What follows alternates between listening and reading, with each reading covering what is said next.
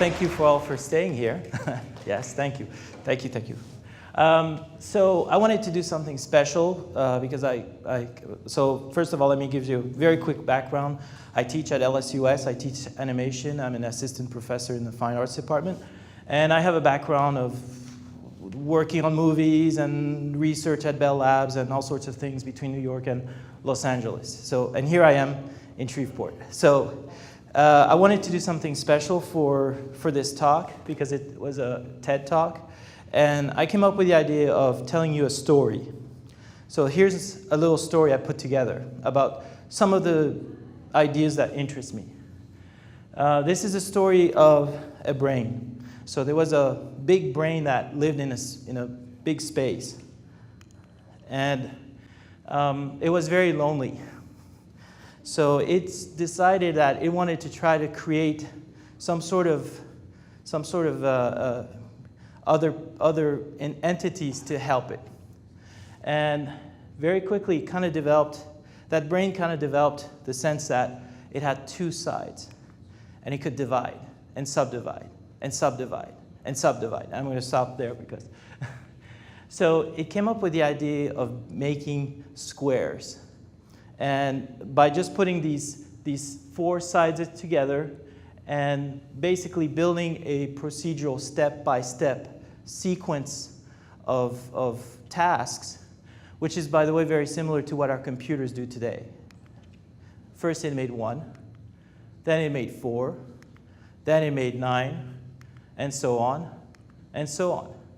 But the problem is that it started becoming kind of hectic because it was running out of space. And also the other thing is, with all this creation, some of them weren't squares. They were like circles. So they were different.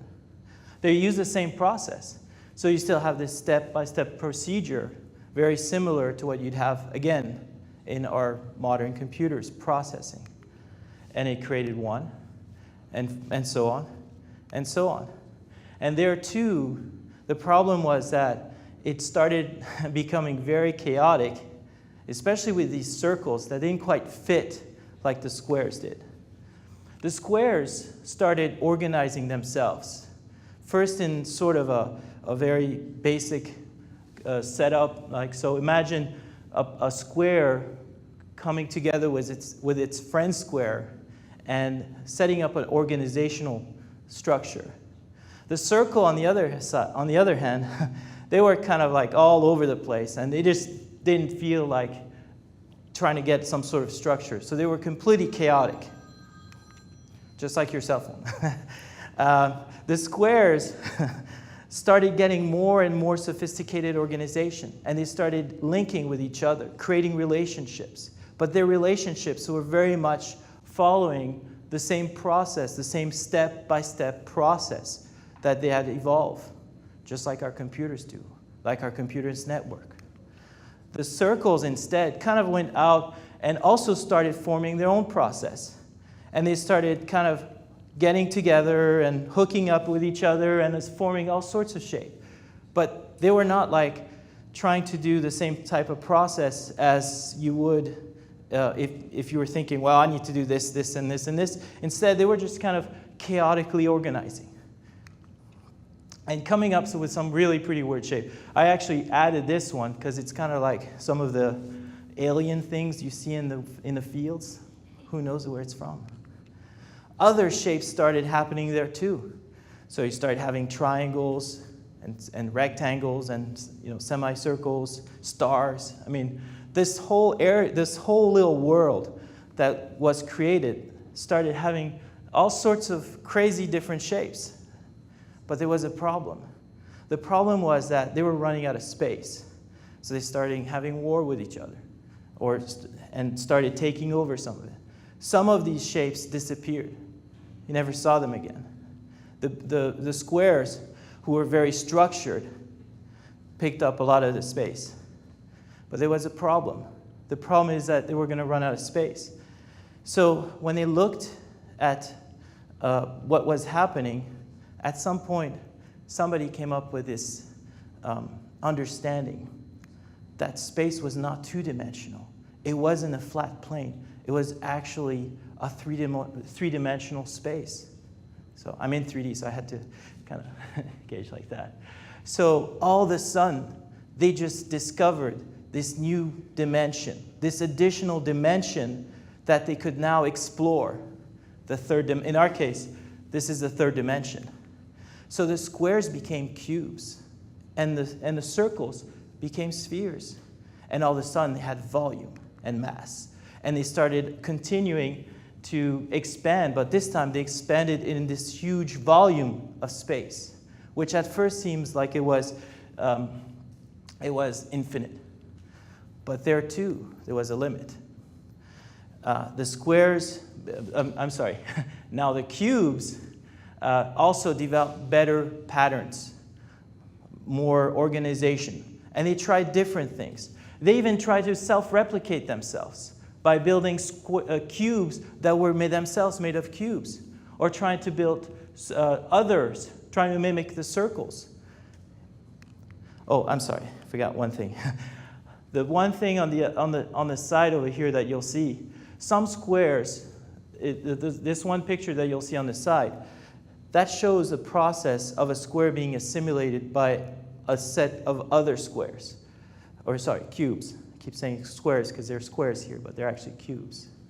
The idea here being that certain squares were absorbed by these existing structures, these already formed structures.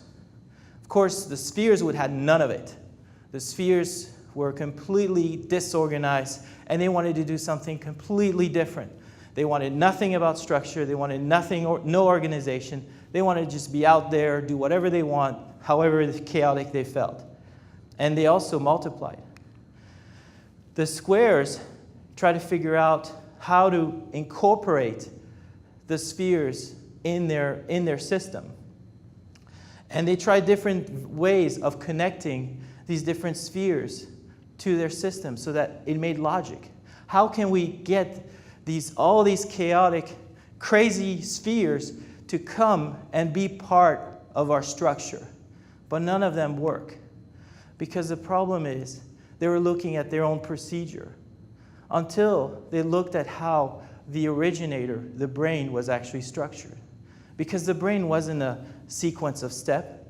The brain was actually a network of different structures that were interlinked. So they didn't necessarily follow a sequential structure. They were actually interlinked together. Once they figured this out, they were able to create a better understanding of each other, a better relationship, and a better distribution of each other. And they started trying different ways and techniques to come together.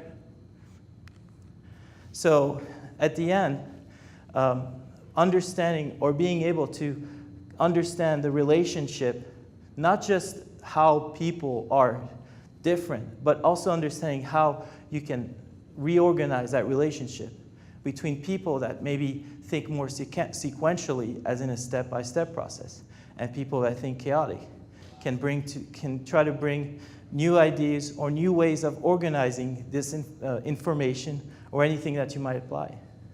So this is my little story that I wanted to share today. And the reason why I picked this one is that in my field, I'm considered what's known as a character rigger, which is a very technical field. But at the same time, I also have to deal with very artistic endeavors.